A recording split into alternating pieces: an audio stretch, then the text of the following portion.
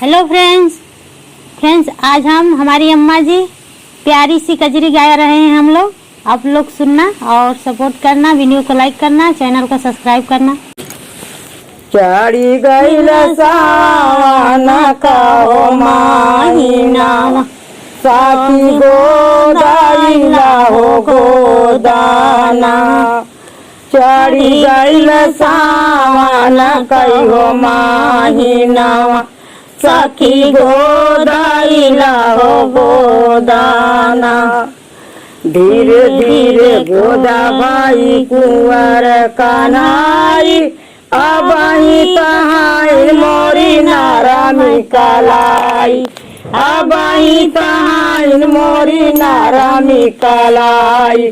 सुइया बेला कुल चुभल जाय, सुइया बेला कुल चुभल जाय।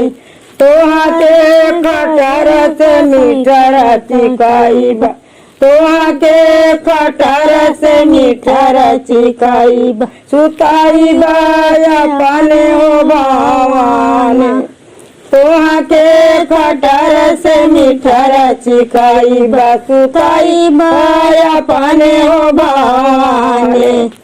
चढ़ी गईल सावन कहो महीना, सखी गोदाइला हो गोदाना।